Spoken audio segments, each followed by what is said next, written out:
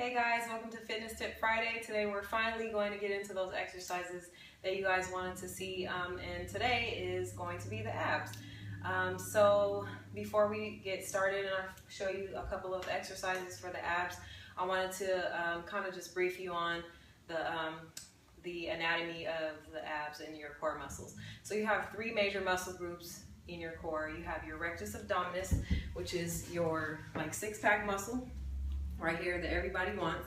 You have your oblique muscles that are here on the side. They kind of come in at an angle, and then they help you with rotation, twisting and turning. And then you have your transverse abdominal muscle, which lies deep underneath both of those other muscles, and it comes from here and wraps all the way around to your back and inserts here on your spine. Your TA, your transverse abdominis, or TA for short, is your most important core muscle, and because of its anatomy and where it originates and attaches on your spine, makes it significant because you can just imagine it's like a brace for your whole midsection for your core. So it keeps you upright, it's in constant activation, and it makes you more stable. So if your TA isn't strong, then the rest of your core muscles are going to be weak. So that's your primary core stabilizer. So when you think core, think TA. So I'm going to show you a couple of exercises to activate that muscle and to get it firing so that when you do other abdominal exercises, you're doing them correctly and you're not going to hurt your lower back or feel any strain in any other area, because that muscle is going to be activated and contracted and be effective in your core exercises. So first thing first, I want to show you how to activate your TA. So a lot of people have trouble, and you may already know how to do it or don't really know how to find it, so I'll show you. So your TA is a muscle. Like I said, it lies really deep underneath both of those core muscles, below your rectus abdominis and below your internal and external obliques. So to activate that muscle, you think of a pelvic tilt.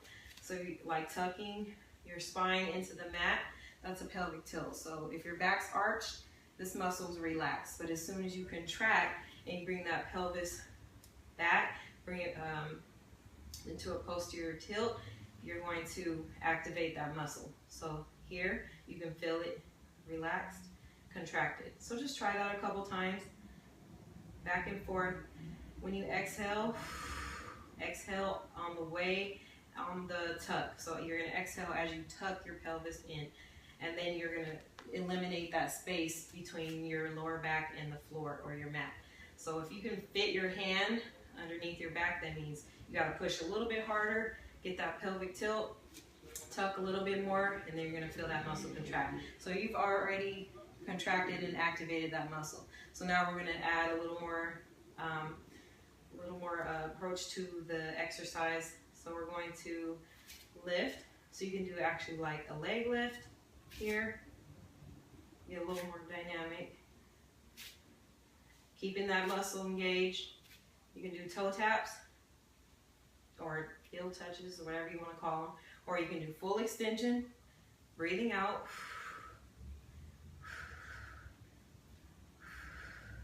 So you can do about 20 of these.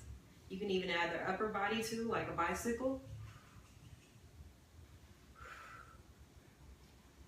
So then now you're getting the obliques involved, because you're doing a little rotation. You're getting the rectus abdominis, because you're doing upper body flexion, so that's going to get the upper body. And then if you're not even there yet, we can step back, and so you got the pelvic tilt. Pelvic tilt always first and foremost before you do anything. So that's your foundation. Once you have a pelvic tilt, you can do any abdominal exercise, because you're actually in position that's going to get that TA firing, so that you're supporting your back and you're activating that muscle. You can also do a tabletop hold, which is a good exercise because for women, for us ladies that have had babies, you know, we've been stretched out for 9 months. So this muscle is really weak because it's been stretched, it's been lengthened to the max. So it's really hard to contract that muscle. So pelvic tilt first, and then you can do actually just like what's called a tabletop hold. So this is a tabletop hold.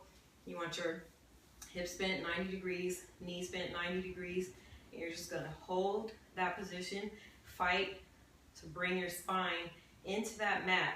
You're, fighting gravity because your back wants to automatically arch. So you have to contract, breathe, keep that muscle contracted.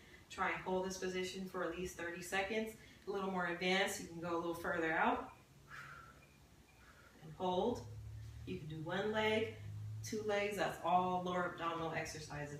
So those are all exercises to activate that transverse abdominal muscle, to get your TA firing, sweating, and then to get your core nice and strong. So once you have a good foundation of activating your TA, those exercises to strengthen your transverse abdominis muscle and other abdominal muscles, your core will be a lot stronger. So that moving forward with any exercise that you do, you'll be doing it correctly, you'll be supporting your back, your muscles will be firing, and that all equals a stronger core. So then you can get more dynamic and start doing, TRX or, any other exercises that are going to really challenge your core.